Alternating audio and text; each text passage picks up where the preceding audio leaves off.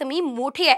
चंद्रकांत दादा मुलींच्या मोफत शिक्षणाच्या घोषणेचं काय झालं हा सवाल रोहिणी खडसे यांनी चंद्रकांत पाटील यांना केलाय। रोहिणी खडसे यांनी चंद्रकांत पाटील यांना बदाम पाठवलेत। तुम्ही केलेल्या घोषणेची आठवण राहावी म्हणून बदाम खाण्याचा सल्ला त्यांनी चंद्रकांत पाटील यांना दिलाय। यावर चंद्रकांत पाटलांनी रोहिणी खडसे यांना टोलाही लगावला। जळगावमध्ये आणखी एक चंद्रकांत पाटील आहेत।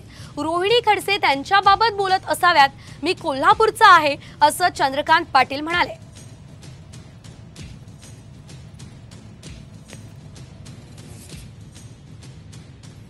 पण स्वतः जी घोषणा केलेली आहे त्या घोषणेच्या माध्यमातून आता मुलींच्या ऍडमिशनला सुरुवात झालेली आहे आणि माझ्या सगळ्या मुली आशेने सरकारकडे बघतायत की तो लवकरात लवकर शासन आदेश निर्गमित व्हावा आणि आम्हाला उच्च शिक्षण हे मोफत केलं जावं, त्याची आम्ही वाट बघतोय। दादा, ह्या बदाम आपण खाव्यात आणि आपण दिलेल्या घोषणेची आठवण करावी एवढीच आमची माफक आपल्याकडनं अपेक्षा आहे। ते बहुतेक दरवेळेला ते मुक्ताईनगरचे आमदार चंद्रकांत पाटील ते त्यांच्या तालुक्यातले आहेत ना, आणि मी त्यात नेहमी कन्फ्युजन होत असतं। बहुतेक रोहिणीताई त्या अपक्ष आमदार चंद्रकांत पाटलांना, मला बदामाची आवश्यकता नाही, कोल्हापूरचा माणूस आहे।